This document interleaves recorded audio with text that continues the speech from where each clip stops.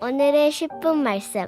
오늘 본문 역대하 7장은 그동안 솔로몬이 성전을 완공하고 언약궤를 성전으로 옮겨놓고 하나님께 기도드리며 제사를 드린 후에 성전 낙성식을 완공 예배를 마무리하는 장면입니다.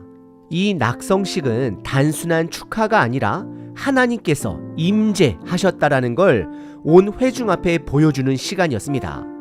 오늘 본문을 보면 하나님께서 불을 내려서 그분의 임재를 나타내셨습니다. 이건 단순한 상징이 아닙니다. 하나님의 임재가 실제로 그 자리에 있었다라는 유관의 증거입니다. 그리고 낙성식이 끝난 그날 밤 하나님은 솔로몬에게 임재하셔서 두 가지 약속을 주십니다. 첫째는 내 말을 지키면 영원히 함께할 수 있다라는 약속입니다. 둘째는 내 말을 버리고 우상을 따르면 이 성전도 버릴 것이라는 경고입니다. 이 장면에서 중요한 건 하나님의 임재가 그냥 감정적 경험이 아니라 목적이 있다라는 점입니다. 그 목적은 복음의 완성을 향해 가는 흐름 속에 있습니다. 구약에서 임재는 불로 성전으로 나타났습니다. 하지만 궁극적인 임재는 예수 그리스도를 통해 나타났습니다. 임마누엘 하나님 되십니다. 그분은 우리의 죄를 대신해 죽으셨고 죄를 이기셨고 부활하셨고 다시 오십니다. 이게 복음의 임재입니다. 그리고 지금은 성령님을 통해 그 임재가 우리 삶 속에 드러나고 있습니다. 하나님 나라는 우리 가운데 이미 시작되었고 마지막 날 예수님이 다시 오실 때 그 임재는 완전히 성취될 것입니다. 그러니까 하나님의 임재는 단순히 느끼는 것이 아니라 하나님과 함께 살아가는 삶, 말씀과 함께 동행하는 삶, 그 복음을 따라가는 길 위에 있다라는 것을 오늘 말씀은 보여줍니다. 그렇다면 우리는 지금 하나님의 임재를 어떻게 바라보고 있습니까? 그분의 임재가 나의 일상 속에서 어떤 모습으로 드러나고 있습니까?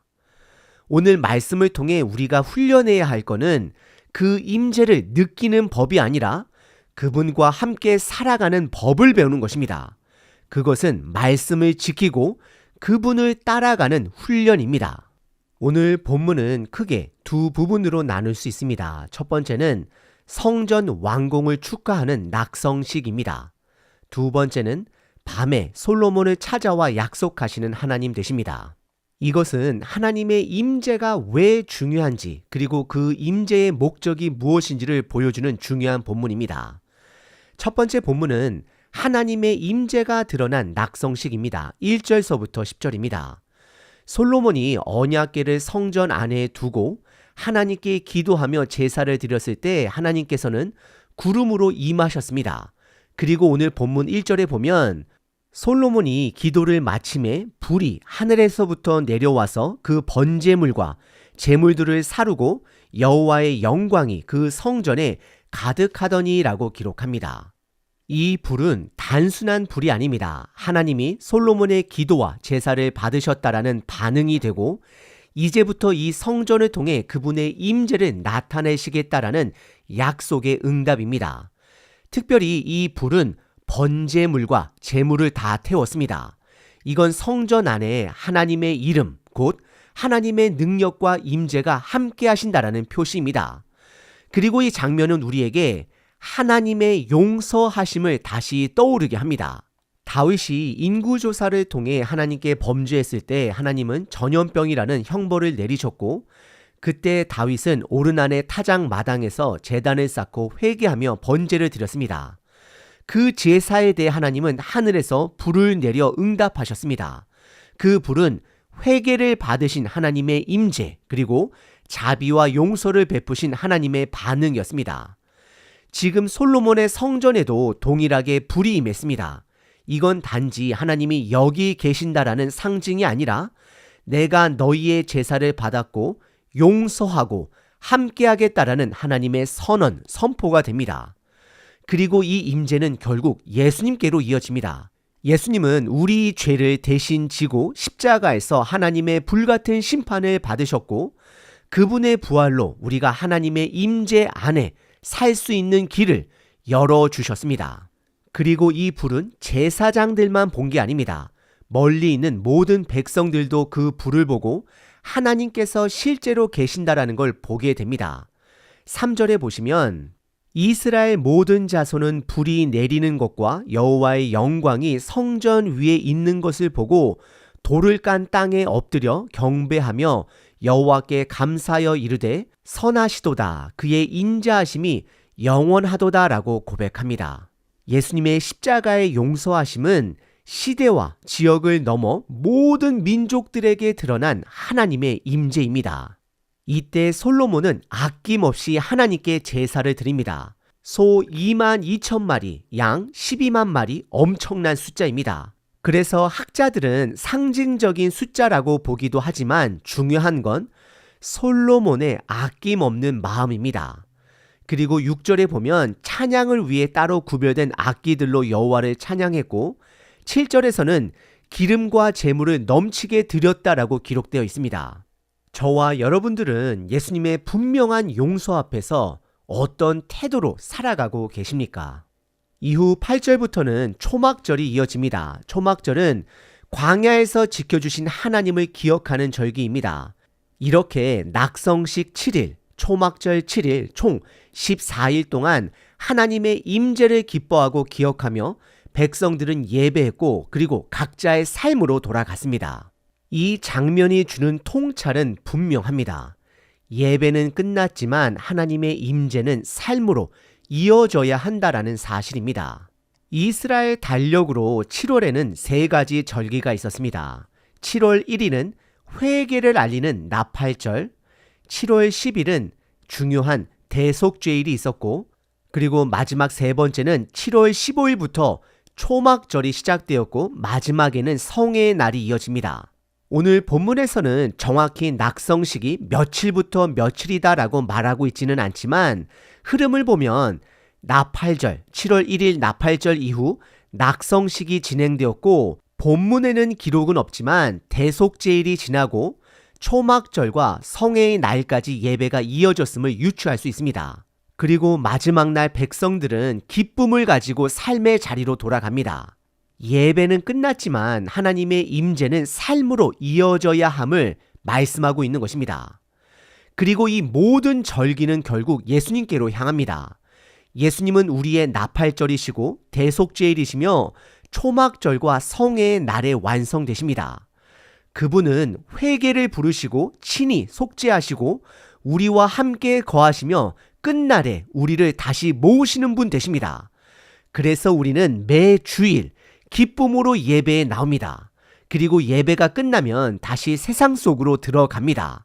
하지만 우리는 그냥 흩어지는 게 아니라 하나님의 임재를 경험한 사람으로 그 기쁨을 안고 그 은혜를 나누며 예배자로 살아가기 위해 나아가는 것입니다. 두 번째 본문은 밤에 솔로몬을 찾아오신 하나님 되십니다. 11절서부터 22절까지입니다. 12절을 보면 하나님께서 밤에 솔로몬에게 나타나셔서 말씀하십니다. 그리고 2가지 약속을 주십니다. 먼저 하나님은 이렇게 말씀하십니다. 내가 이미 내 기도를 듣고 이곳을 택하여 내게 제사하는 성전을 삼았으니. 이 말은 아버지 다윗이 품었던 성전의 마음을 하나님이 받아들이셨고 솔로몬의 시대에 그것을 완성하셨다라는 뜻입니다. 하나님이 주권자 되시고 하나님이 인정하셨다라는 것입니다. 그리고 이어지는 13절부터는 백성들의 죄로 인해 땅에 재앙이 올 때에 대한 말씀입니다. 그리고 14절에 이렇게 말씀하십니다. 내 이름으로 일컫는 내 백성이 그들의 악한 길에서 떠나 스스로를 낮추고 기도하여 내 얼굴을 찾으면 내가 하늘에서 듣고 그들의 죄를 사하고 그들의 땅을 고칠지라. 이 말씀에서 우리는 2가지 중요한 사실을 깨달을 수 있습니다. 첫째, 하나님은 우리가 연약하다라는 걸 알고 계십니다. 죄를 지을 수밖에 없는 존재라는 걸 알고 계십니다. 그래서 그냥 벌만 내리시는 게 아니라 회복할 길을 주십니다. 그 길은 단 하나입니다. 온전한 성전 대신 예수님께 돌아오는 것입니다. 예수님의 말씀을 끝까지 붙드는 것입니다. 여기서 야곱이 약복 강가에서 하나님을 붙잡고 씨름했던 장면과 연결해 볼 수 있습니다. 야곱이 포기하지 않고 매달렸을 때 하나님은 이렇게 말씀하셨습니다. 내가 하나님과 겨루어 이겼다. 그리고 이스라엘이라는 이름을 주셨습니다. 이 말씀은 우리에게 이렇게 말하는 것 같습니다. 죄를 짓더라도 끝까지 예수 그리스도를 붙들라. 오직 구원을 주시는 이름은 예수 그리스도 한 분뿐이다. 두 번째는 죄는 우리 개인의 문제를 넘어서 자연과 땅까지 무너뜨릴 수 있습니다. 본문을 보면 죄 때문에 하늘이 닫히고 메뚜기 재앙이 오고 전염병이 돌기도 합니다. 그리고 우리가 진심으로 죄를 자백하고 돌아오면 하나님은 그 땅을 다시 회복시키겠다라고 약속하십니다. 이건 단지 물리적인 회복만이 아닙니다. 우리의 삶터, 일터, 관계, 가족, 식구들 속에서도 회복이 일어난다라는 약속입니다. 하나님은 믿는 사람들을 축복의 통로로 사용하십니다. 하지만 그 통로가 막히면 저주의 통로가 될 수 있다는 걸 본문은 경고합니다.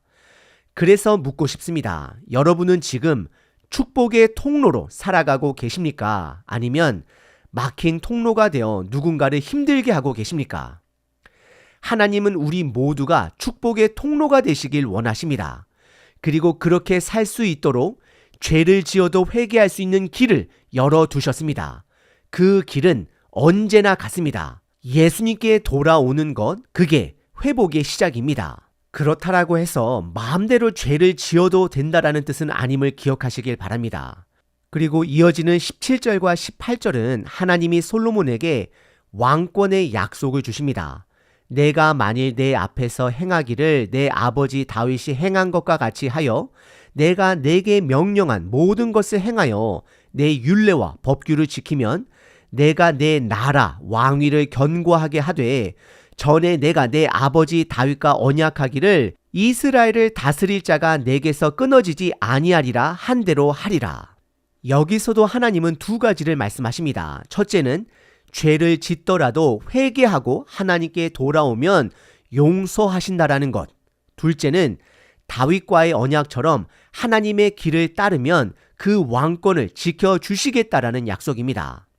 바로 예수 그리스도를 보내주시는 약속입니다. 하나님은 신실히 그 약속을 지키셨습니다. 하지만 여기서 멈추지 않으십니다. 19절에 하나님은 그러나로 시작을 하며 이렇게 경고하십니다. 그러나 너희가 만일 돌아서서 내가 너희 앞에 둔 내 율례와 명령을 버리고 가서 다른 신들을 섬겨 그들을 경배하면 20절 내가 너희에게 준 땅에서 그 뿌리를 뽑아내고 내 이름을 위하여 거룩하게 한 이 성전을 내 앞에서 버려 모든 민족 중에 속담거리와 이야기거리가 되게 하리니. 이건 단지 솔로몬의 시대만이 아니라 지금 우리에게도 해당되는 말씀입니다. 우리가 하나님을 버리면, 말씀을 버리면, 예수 그리스도를 버리면 우리가 선택한 대로 예수님 없이 평생 살게 될 것입니다. 영원히 살게 될 것입니다. 그것이 심판입니다. 그것이 바로 지옥입니다. 오늘 본문에서 이스라엘 백성들은 하나님의 불, 곧 임재 앞에 돌을 깐 땅에 엎드려 경배했습니다. 솔로몬도 그 임재를 밤에 직접 들었고 하나님의 약속을 마음 깊이 새겼을 것입니다. 하지만 문제는 그렇게 분명했던 하나님의 임재가 보이지 않을 때, 또 느껴지지 않을 때 사람은 쉽게 하나님을 멀리하고 끝내는 버리게 된다는 것입니다. 이스라엘의 역사가 그것을 증언합니다. 3절에서 백성들이 고백했던 말, 여호와는 선하시니 그의 인자하심이 영원하다라는 이 고백은 결국 이렇게 말하는 것입니다. 우리는 악합니다. 하지만 하나님은 선하시고 그분은 우리의 죄를 용서하십니다. 그 인자하심이 영원하시기를 소망합니다. 믿음의 사람도 하나님의 임재를 느끼지 못하면 자기 죄를 보지 못하고 결국 악과 함께 살아가게 됩니다. 그래서 임재는 단순한 감정 문제가 아닙니다. 우리의 죄를 보게 하고 돌이키게 하고 하나님이 누구인지, 우리 자신이 누구인지 깨닫게 하시는 하나님의 초대입니다. 바로 말씀과의 동행함이 우리 삶 속에 매일같이 있어야 합니다. 그래서 성경은 하나님의 말씀을 주야로 밤낮으로 묵상하는 자가 복되도다라고 말하고 있는 것입니다. 구약에서는 임재가 성전과 제사를 통해 나타났습니다. 하지만 그것이 습관이 되면 임재는 잊혀지게 됩니다. 오늘날도 마찬가지입니다. 우리가 매주 드리는 주일 예배가 형식이 되면 하나님의 임재는 마음에서 멀어집니다. 우리가 매일같이 하는 이 큐티가 형식이 되면 이것은 어려운 숙제가 됩니다.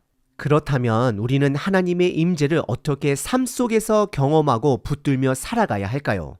첫째, 죄를 인정하고 회개하는 삶을 살아야 합니다.